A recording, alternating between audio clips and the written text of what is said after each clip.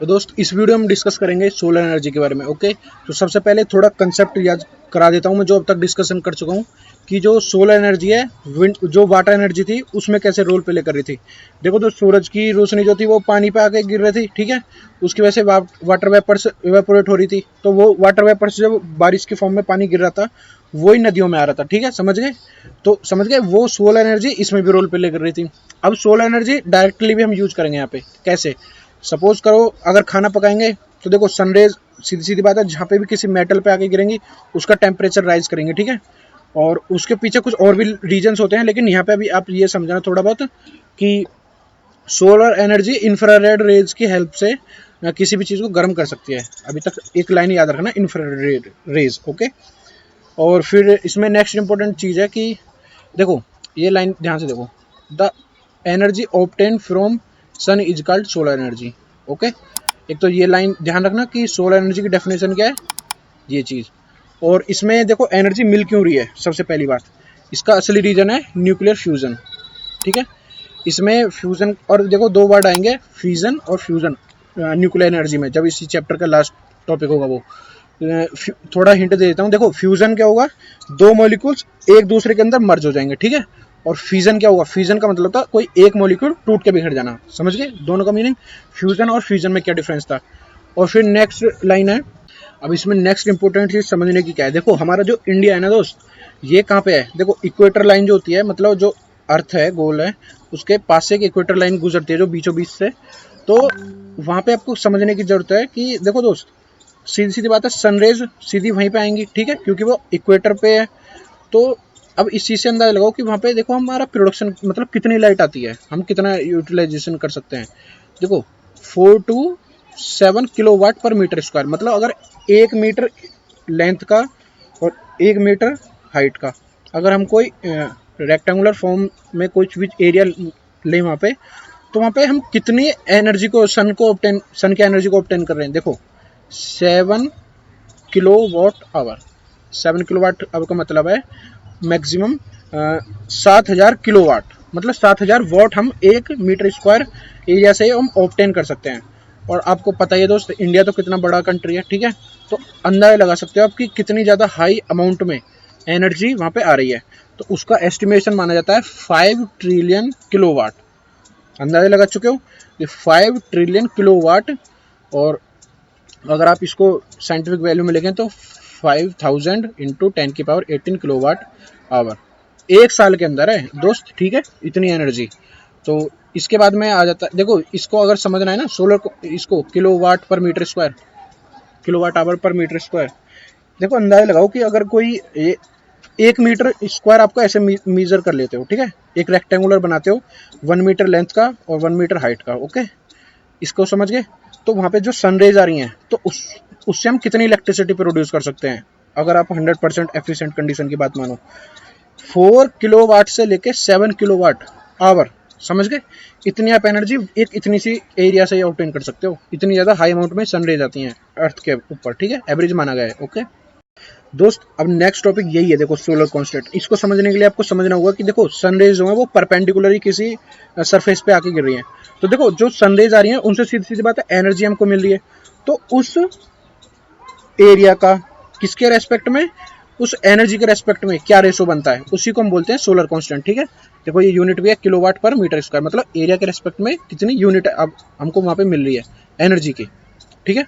तो ये देखो एनर्जी एवरेज माना गया, the value of solar constant is around 1.6 kilowatt पर मीटर स्क्वायर। समझ गए ना, क्या कहने का मतलब है कि कितनी एनर्जी करस्पॉन्डिंग टू एरिया।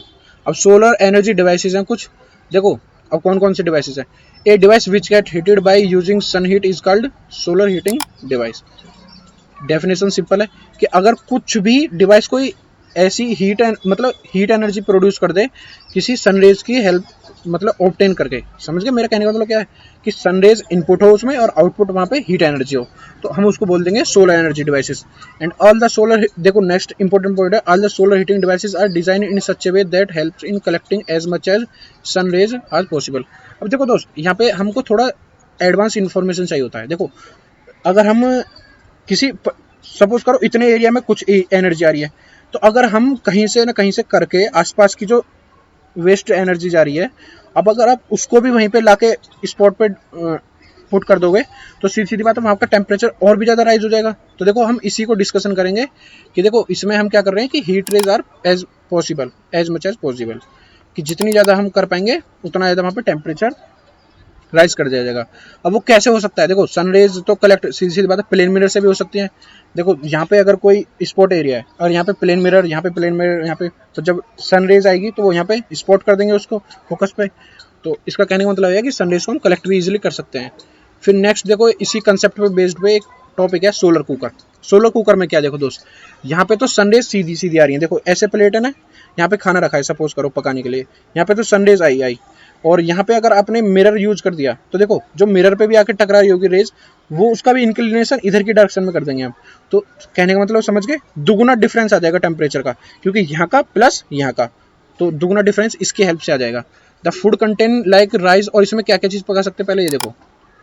देखो दोस्त आपको ये इसी से अंदाजा लगा सकते हो कि मेटल है, ठीक है, और हमारे गर्मियों में इंडिया के अंदर तो अराउंड अराउंड पता भी आपको 50 डिग्री सेल्सियस के आसपास टेम्परेचर पहुंच ही जाता है। ओके, तो जब कोई लोहा एब्जॉर्ब करेगा इंफ्रारेड रेज एनर्जी को, जो भी अलग अलग टाइप की जो सन से हमको एनर्जी मिल रही है, हम वहाँ पे क्या देखेंगे कि वो अराउंड अराउंड 70 डिग्री सेल्सियस का तो अपने आप ही हो चुका होगा आयरन, 70 से भी ज़्यादा हो सकता है। ठीक है, अब हमने क्या करा, रिफ्लेक्शन की हेल्प से उसको दुगुना कर दिया है, तो सीधी सीधी बात है टेम्परेचर भी दुगुना हो जाएगा।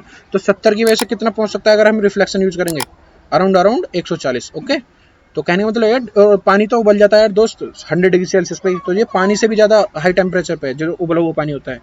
तो आप इस चीज़ से अंदाजा लगा सकते हो कि यहाँ पे क्या कंसेप्ट यूज हो रहा है। ठीक है, ये रहा प्लेन में, इस डायग्राम को याद कर लेना, कभी कभी पूछ ले भी जाता है, सोलर कुकर का डायग्राम बना के दिखाओ। The box type solar which can be use to cook only those food material are required to slow heating. देखो दोस्त इसमें आप सिर्फ वो ही पका सकते हो जिसमें कि स्लो हीटिंग की जरूरत है। अगर आपको जरूरत पड़ने लगी कि बहुत ज़्यादा हाई स्पीड में कोई हीट प्रोड्यूस कर दे, वो भी नहीं कर पाएगा इस काम को, और ज़्यादा स्पीड जो स्लो वाला है वो कर पाएगा। जैसे कि आप सपोज करो चपातीज, आई थिंक इनको हिंदी में रोटियां बोलती हैं, तो वही है ये चीज़। ओके, तो नॉर्मल हीटिंग वाली चीज़ें आप इस पर कर सकते हो। और इसमें देखो यूज कौन सा होता है, इस चीज़ को याद रखना, कॉनकेव रिफ्लेक्टर्स। कॉनकेव का मतलब देखो अभी दो लाइट का इसके बाद ही चैप्टर में स्टार्ट करने जा रहे हैं, तो जब समझ में आएगा प्रॉपर तरीके से, लेकिन हिंट दे देता हूँ। देखो कॉनकेव और कॉन्वेक्स, कॉनकेव क्या होता है, अगर केव, केव वर्ड को पकड़ो, केव मतलब होता है गुफा, तो कॉनकेव का मतलब है इस शेप में, अब गुफा जो होती है वो अंदर की तरफ होती है ना, तो इस चीज़ के तो आप कॉनकेव को याद रखना। और उसके अपोजिट वाला साइड जो होगा, जिस अगर इधर की साइड से आप देख के कुछ ऑब्जर्व कर रहे हो, जैसे कि सपोज करो चम्मच की अपोजिट साइड, तो हो जाएगा कॉन्वेक्स मिरर। ओके, तो ये इसमें यूज करा जा रहा है कॉनकेव रिफ्लेक्टर, समझ गए। अगर सनरेज यहाँ पे आएंगी तो यहाँ पे जाके फोकस एक पॉइंट पे कर देंगी रिफ्लेक्ट होने के बाद। ओके, तो अब नेक्स्ट टॉपिक डिस्कशन होता है कि इस सोलर कुकर के एडवांटेजेस क्या है। दोस्त ये जरूर पूछ लिया जाता है बोर्ड में, इसको जरा ध्यान से सुनना। देखो आप खुद ही अंदाजा लगाओ कि सोलर एनर्जी में जो हम सोलर कुकर यूज कर रहे हैं वहाँ पे, कि वहाँ पे आप क्या कर रहे हो, सबसे अच्छी बात वहाँ पे कोई फ्यूल तो बर्न करने की जरूरत ही नहीं पड़ रही आपको। तो देखो इसी चीज़ से आप अंदाजा रिलेट करते जाना सब चीज़ों को। देखो कोल, केरोसिन, एलपीजी, इनमें से कोई भी चीज़ बर्न नहीं हो रही। सेकंड चीज़, इसमें कोई धुआं प्रोड्यूस नहीं हो रहा, धुआं प्रोड्यूस नहीं हो रहा तो सीधी सीधी बात है वो एयर को जो पोल्यूट नहीं कर रहा वहाँ पे। थर्ड इंपॉर्टेंट पॉइंट क्या है इसमें कि देखो वो काफ़ी ज़्यादा लो टेम्परेचर पे वर्क कर रहा है जो सोलर कुकर, अराउंड अराउंड 140 से 150 डिग्री सेल्सियस के आसपास। तो आप इससे अंदाजा लगा सकते हो कि इस टेम्परेचर पे कोई भी न्यूट्रिशन जो उसमें खाने के अंदर है वो बर्न नहीं होगा, समझ गए कहने का मतलब। और फोर्थ इंपॉर्टेंट पॉइंट है, in solar cooker up to 4 food item can be cooked. ठीक है, ये काफ़ी इंपॉर्टेंट पॉइंट है, मतलब 4 खाने के आसपास एक साथ पका सकते हो, समझ गए। तो इसके बाद में कुछ लिमिटेशंस में उसकी देखो, solar cooker can not be used to cook food during night time. देखो समझ गए इसकी डिसएडवांटेज कि दोस्त दिन में तो सूरज की रोशनी मिल रही है, लेकिन रात में अगर आपको खाना पकाना पड़े तो क्या, वहाँ पे तो सनराइज है ही नहीं, तो आगे ना आगे मतलब पहली दिक्कत। फिर if day sky is covered with cloud, अगर सपोज करो बादल हैं आसमान में ज़्यादा, तो भी सनराइज ज़्यादा अमाउंट में नहीं पहुँच पाएंगे, जिसकी वजह से हमारा खाना 1 घंटे की जगह 10 घंटे में पकेगा। तो कहने का मतलब समझ गए ना, वो पक ही नहीं पाएगा।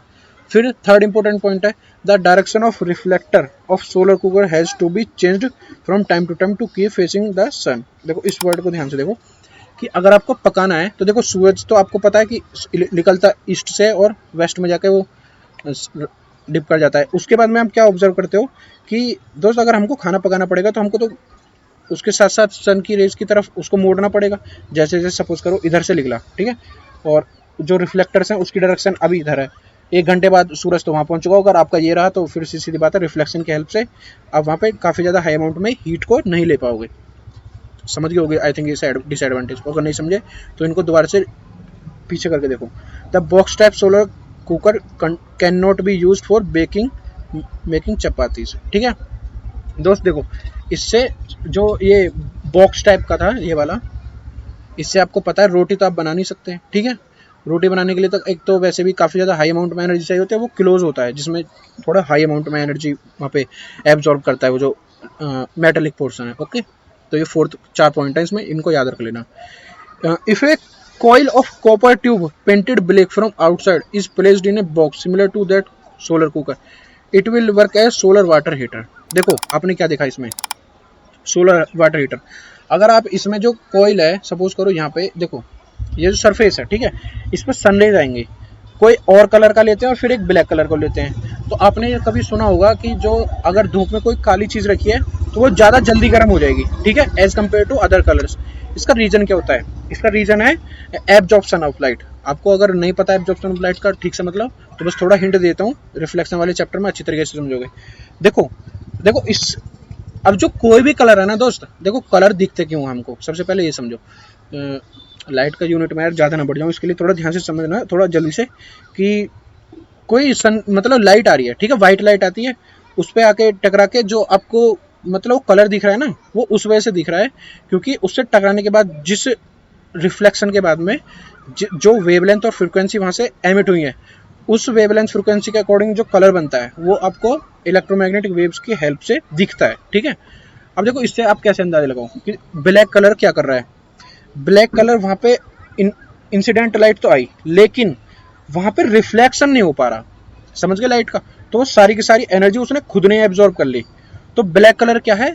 एक्चुअली एब्सेंस ऑफ रिफ्लेक्शन को भी बोल सकते हैं ब्लैक कलर। मतलब अगर हमको कुछ रिफ्लेक्शन के बाद वहाँ पे हमारी आंख तक कोई लाइट पहुँच नहीं रही, तो हमको वहाँ पे एक्चुअली रियल में कौन सा कलर दिखेगा? Black colour. ब्लैक कलर को आप ऐसे भी डिफाइन कर सकते हो जैसे मैंने समझाया। नहीं समझ में आया कोई नहीं, मैं एक बार थोड़ा और दोबारा से रिपीट कर देता हूँ। देखो कि लाइट आ रही है, इंसिडेंट हो रही है और यहाँ से रिफ्लेक्ट होकर हमारी आंखों पे जा रही है, तो जिस टाइप की मतलब फ्रिक्वेंसी और वेवलेंथ बनेगी उससे, तो उसके हिसाब से हमें वो कलर दिखेगा। लेकिन in case of black colour क्या हो रहा है? देखो इंसिडेंट तो हो रही है लेकिन वहाँ से रिफ्लेक्ट नहीं हो रही, तो वहाँ पे जब रिफ्लेक्ट ही नहीं हो रही तो हमारी आंख तक कुछ पहुँचेगा नहीं, तो वहाँ पे एब्सेंस ऑफ लाइट को ही हम बोल रहे हैं। समझ गए? मतलब एब्सेंस मतलब आ ही नहीं रही वापस, तो इसी चीज़ को हम बोल रहे हैं ब्लैक कलर। ओके, तो देखो इस जब उसने सारी चीज़ एब्जॉर्ब कर ली, एनर्जी को रिफ्लेक्ट कुछ करा ही नहीं, तो वो सबसे ज़्यादा हीट समझ गए एब्जॉर्ब कर रहा होगा। तो अब हम क्या करेंगे? कॉपर ट्यूब लेंगे कुछ भी और उसके ऊपर ब्लैक पेंट कर देंगे, तो ब्लैक पेंट से क्या होगा?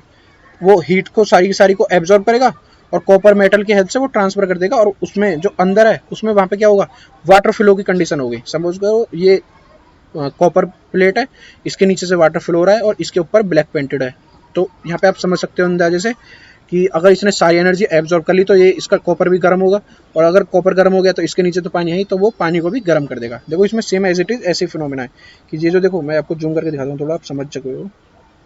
देखो ये यहाँ पे ब्लैक पेंटेड होती हैं, ठीक है, तो ये ऐसी जगह पे यूज करी जाती हैं वाटर गर्म करने के लिए। सपोज करो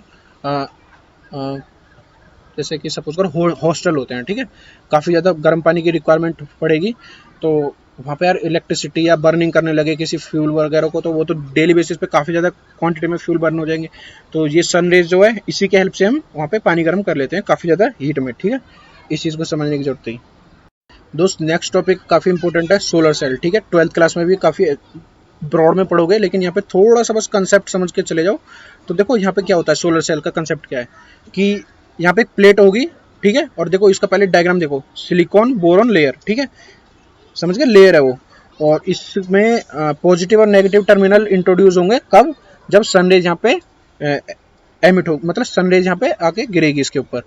फिर देखो ये प्लस और माइनस, समझ गए ना, प्लस टर्मिनल और माइनस टर्मिनल एक बैटरी की तरह रिएक्ट करने वाला है यहाँ पे।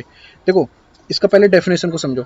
Solar cell is a device which convert solar energy into electrical energy. इसकी डेफिनेशन पता चलेगी कि सोलर एनर्जी को इलेक्ट्रिकल एनर्जी में कन्वर्ट कर रहा है। ठीक है। और a solar cell converts electricity, और देखो ये तो चीज़ मैं डिस्कस कर चुका हूँ।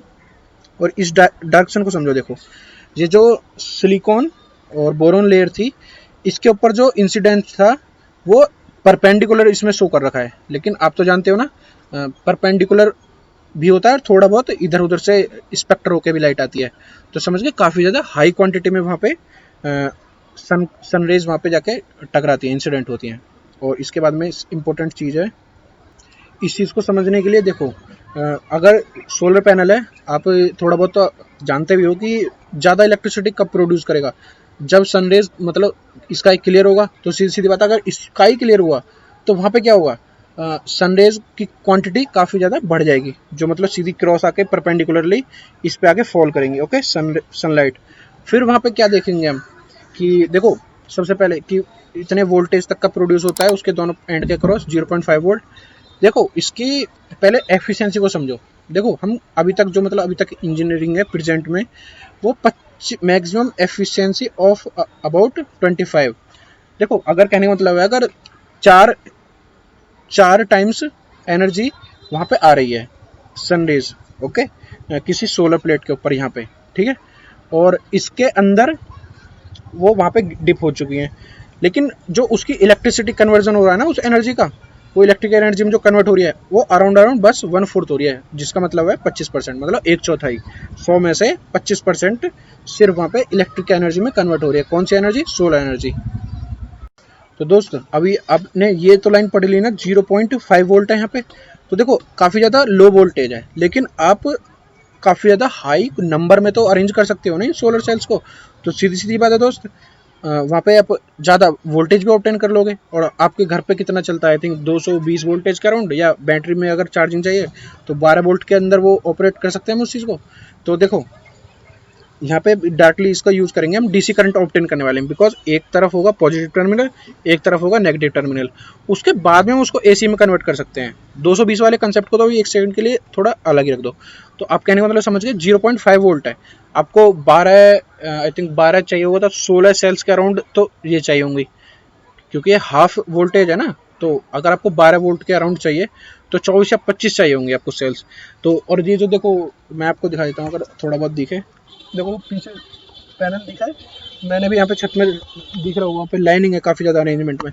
तो देखो इससे आप ये अंदाजा लगाओ कि कितने ज़्यादा हाई क्वांटिटी में वहाँ पे सेल्स हैं, काफ़ी बड़ी बड़ी, छोटे छोटे पोर्शन को कह रहा हूँ मैं, ठीक है। और जो ओवरऑल स्ट्रक्चर मिला के कितना बड़ा बन रहा है वो, मेरे हाइट से भी ज़्यादा, अराउंड 6 फीट के आसपास, ओके। तो कहने का मतलब समझ गए ना, छोटी छोटी सेल्स, इनको सेल्स बोल रहे हैं दोस्त। देखो ये और ये कितनी ज़्यादा हाई नंबर में अरेंज है। तो देखो हाई नंबर में अरेंज है तो सीधी सी बात है, हमको वहाँ पे इलेक्ट्रिक एनर्जी भी ज़्यादा मिल जाएगी। अगर ज़्यादा मिल गई तो आप बैटरी में कनेक्ट करोगे, और बैटरी से सीधी सीधी बात है हम किसी मोटर को ऑपरेट कर लेंगे, और जहाँ पे मोटर मिल गई, सॉफ्ट रोटेशन मिल गया, आप ग्राउंड से वाटर पंप की हेल्प से निकाल सकते हो, ओके। और इससे आप आजकल तो दोस्त गाँव में वो भी यूज़ करते हैं, क्या बोलते हैं, खेतों में पानी डालने के लिए, ठीक है, इसी कंसेप्ट को। काफ़ी बड़ी मतलब काफ़ी ज़्यादा एफिशिएंट तो हम पहुँच चुके हैं।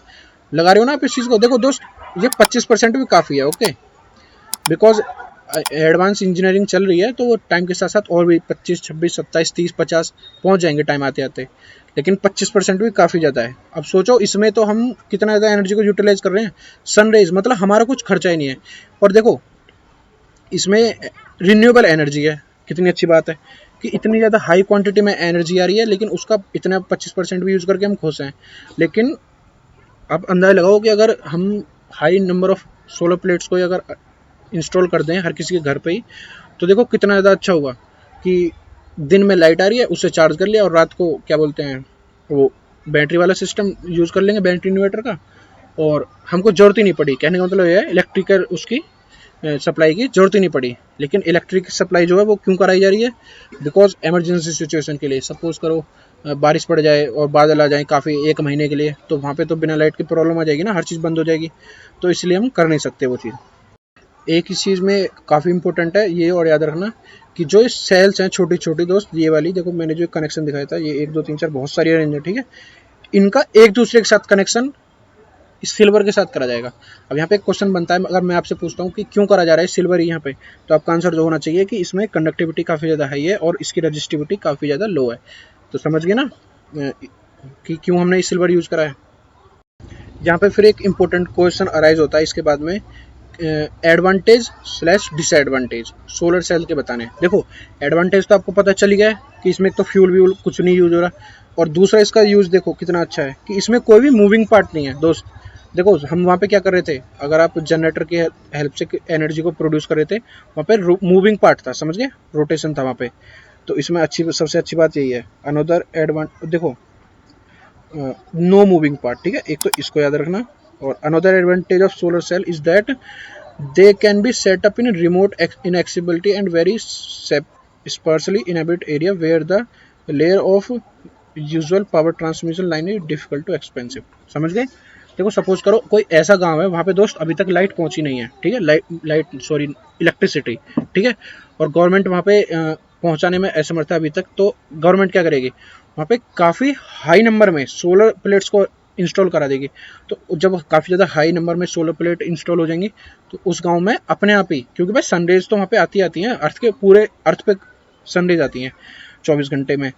तो आप इस चीज़ से अंदाजा लगा सकते हो कि जब भी सनरेज आई वहाँ पे इलेक्ट्रिसिटी का सप्लाई स्टार्ट, और साथ ही साथ चार्जिंग भी स्टार्ट, जिससे कि रात को भी एनर्जी मिल जाए। तो समझ गए ना इसका दूसरा एडवांटेज कितना अच्छा है कि वहाँ पे भी लाइट पहुँचा सकते हैं हम, जहाँ पे कि अभी तक गवर्नमेंट पहुँचा ना सकती। और डिसएडवांटेज क्या है दोस्त, सबसे इसका डिसएडवांटेज बस यही है सबसे इम्पोर्टेंट, कि ये काफ़ी ज़्यादा महंगी होती हैं दोस्त। ये ऐसा नहीं है कि मतलब 200-300 रुपये 50 रुपये में आ जाएंगी, ये 10-10 25-25 हज़ार की तो मतलब मेरे साइज की प्लेट होती हैं, ठीक है। तो आप इस चीज़ से अंदाजा लगा सकते हो, बिकॉज इसमें देखो यार काफ़ी इनपुट जो मटेरियल है वो भी काफ़ी ज़्यादा मटेरियल महंगा होता है। The special grade silicone needed, और इसमें जो महंगाई का रीज़न देखो ये है, सिलिकॉन ये रेत वाला सिलिकॉन नहीं है, ये काफ़ी ज़्यादा हाई ग्रेड का सिलिकॉन है जो कि उसको बनाने के लिए यूज़ कर रहे हैं, ठीक है।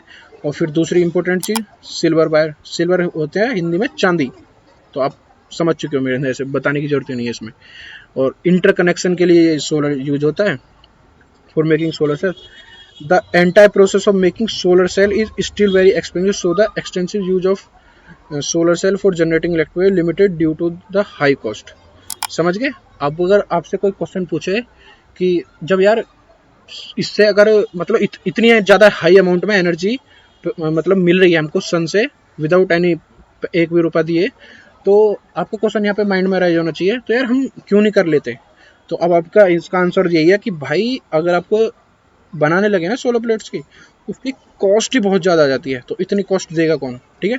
गवर्नमेंट तो भाई ऐसे देगी नहीं कि हर किसी के घर में मतलब 25-25 1-1 लाख के इंस्टॉल करा दिए ये क्या बोलते हैं सोलर पैनल्स, तो ऐसा नहीं होता, ठीक है। वो मतलब जो इस टाइम पे अफोर्ड कर पा रहा है उसके लिए अच्छी बात है, लेकिन जो अफोर्ड नहीं कर पा रहा है उसके साथ एक टाइप से प्रॉब्लम भी है। ओके दोस्त, इसमें नेक्स्ट क्वेश्चन बनता है यहाँ पे कि जो सोलर सेल है कहाँ कहाँ पे यूज करी जाती है। देखो सबसे पहले आर्टिफिशियल सैटेलाइट्स, ये क्या होती हैं। देखो दोस्त आपने सुना होगा ना रॉकेट लॉन्चेज हो रहे हैं PSLV के थ्रू इंडिया में, और तो इनका काम क्या होता है ऊपर जाके, ये एक सीधी सीधी बात है, एक सैटेलाइट को लॉन्च करते हैं वहाँ पे, जिसका काम क्या होता है वहाँ का मतलब स्पेस का डाटा अर्थ पे भेजना। तो देखो डाटा भेजने के लिए सीधी सीधी बात है वहाँ पे एनर्जी की रिक्वायरमेंट है। अब देखो अगर वहाँ पे वो चल रही है तो उसको कोई ना कोई एनर्जी सप्लाई कर रहा है। अगर सपोज करो कोई ऐसा फ्यूल डाल दें, पेट्रोल डीजल कोयल वगैरह, तो वो तो छोटी क्वांटिटी में है दोस्त, 1 दिन चल जाएगा, 10 दिन चल जाएगा, 15 दिन चल जाएगा, इससे ज़्यादा तो नहीं चलेगा ना। लेकिन हमको वहाँ पे क्या है, वो तो 1 साल नहीं, 25 साल नहीं, 100 साल तक की भी हम उससे डाटा ले सकना चाहते हैं। तो उसके लिए क्या चाहिए होगा, उसके लिए कंटिन्यूस फॉर्म में एनर्जी सप्लाई चाहिए होगी। तो देखो पेट्रोल से भी पता है आपको कि कभी ना कभी वो ख़त्म हो जाएगा, लेकिन जो सोलर एनर्जी है वो तो आती रहेगी ना। तो हम क्या कर रहे हैं वहाँ पे उसके साथ साथ सोलर प्लेट्स को भी कनेक्ट कर देते हैं। तो सोलर वहाँ पे काफ़ी ज़्यादा हाई क्वांटिटी में सन ले जाती हैं, तो वही उस पर फॉल करेंगी और उसको वहीं से ऑपरेट कराने के लिए वहीं से एनर्जी मिल जाएगी बाहर से बाहर ही, ठीक है।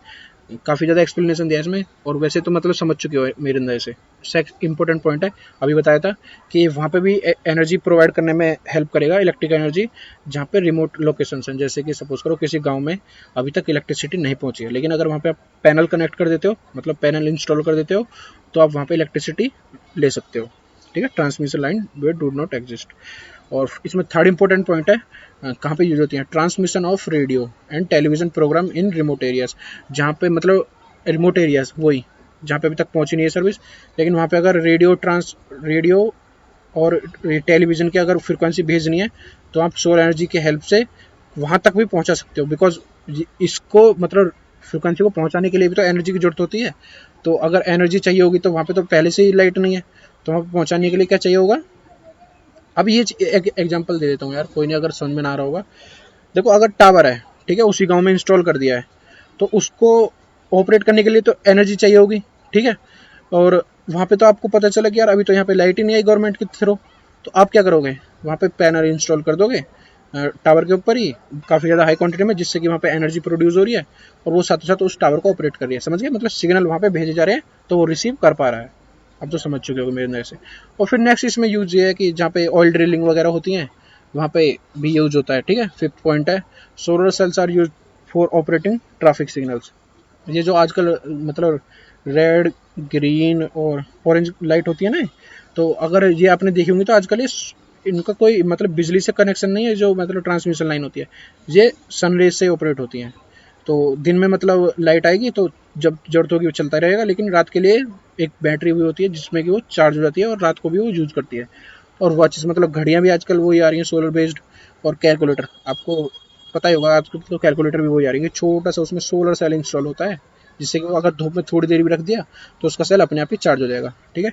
अब देखो इन पिक्चर से क्लियर कर सकते हो कि अगर आपने देखो सैटेलाइट वाला भी एग्जांपल दिया था मैंने, और ये मैंने बता दिया कि जहाँ पे अभी तक गांव में कभी भी बिजली लाइट नहीं पहुंची है वहाँ पे भी ऐसा कर सकते हो, स्ट्रीट लाइट खड़ा। और फिर देखो हाई क्वांटिटी में अगर आप इनको ऐसे कनेक्ट कर दोगे तो दोस्त कितना ज़्यादा हाई क्वांटिटी में एनर्जी मिल जाएगा, ठीक है।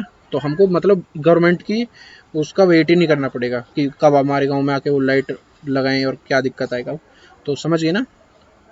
इसके बाद में यहाँ पे दोस्त कंपैरिजन कर रखा है कि अगर फॉसिल फ्यूल वाली एनर्जी है और एक जगह सन की एनर्जी है, ठीक है। तो इनमें देखो कंपैरिजन क्या है। देखो सनरेज जो है अभी मैंने बताया था रिन्यूएबल है, मतलब कंटिन्यूसली सप्लाई करा जा रहा है, बिल्कुल कोई दोबारा बनाने की जरूरत भी नहीं हो रही। और फॉसिल फ्यूल क्या है, नॉन रिन्यूएबल है, एक बार खर्च हो गया तो खर्च हो गया, जस्ट लाइक पेट्रोल, एक बार बर्न हो गया तो बर्न हो गया। नेक्स्ट इसमें कंपेरिजन है कि sun energy does not cause any pollution. समझ चुके हो कि सन एनर्जी से तो कोई पॉल्यूशन हो ही नहीं रहा, और हम देखते हैं पेट्रोल और डीजल को बर्न करके वहाँ पे देख रहे हो कि काफ़ी ज़्यादा एनवायरनमेंट में जहरीली गैसेस को भी एमिट करते हैं वो। थर्ड इसमें इंपॉर्टेंट पॉइंट है कि sun energy available in diffuse form. समझ गए, मतलब हर जगह अवेलेबल है। But fossil fuel provide energy in concentrated form, मतलब एक जगह एनर्जी मिल सकती है आपको जहाँ पे वो फॉसिल फ्यूल है, लेकिन सनरेज तो आपको पता है डिफ्यूज फॉर्म, मतलब हर जगह स्कैटर्ड हुई पड़ी है। और फोर्थ है, इसको देखो इसमें थोड़ा आपका मतलब नजरिया इस चीज़ पर डिपेंड करता है कि आप इस चीज़ को कैसे देखते हो। देखो अगर आपको सोलर एनर्जी को यूज करना है तो सबसे पहले आपको सोलर कुकर या सोलर सेल जैसे डिवाइस चाहिए होंगे, तभी तो यूज कर पाओगे। और लेकिन आपको ये जो कोयल, जैसे सपोज करो कोयला अगर बर्न करना है तो बर्न किया, सीधी सीधी बात है, उसमें किसी एनर्जी मतलब किसी भी डिवाइस की जरूरत ही नहीं पड़ी। तो ये एडवांटेज और डिसएडवांटेज आपके ऊपर डिपेंड है, आप कैसे लेते हो उस चीज़ को। देखो फिफ्थ इसमें इंपॉर्टेंट पॉइंट है, the sun energy is available only in day. लेकिन आप समझ सकते हो ना कि पेट्रोल और डीजल को तो आप दिन में चाहो दिन में बर्न कर लो, या रात में चाहो रात में बर्न कर लो, लेकिन सन जो है मतलब वो सिर्फ दिन में एनर्जी पहुंचा सकता है हम तक, और रात में नहीं पहुंचा सकता। सोलर एनर्जी की बात कर रहा हूँ मैं, ओके। तो दोस्त इस वीडियो में यहीं पे खत्म करते हैं, ठीक है। नेक्स्ट वीडियो में डिस्कस करेंगे बायोमास एनर्जी से, ठीक है। ये काफ़ी अच्छी एनर्जी है, जो मतलब ये कायोडंग के या बफेलो डंग के हेल्प से हम इसको ऑब्जर्व मतलब ऑब्टेन करते हैं। तो चलो इस वीडियो को यहीं पे खत्म करते हैं, ठीक है। अगर वीडियो अच्छी लगी हो तो लाइक कर देना और इस चैनल को सब्सक्राइब कर देना, वही ठीक है। Thank you.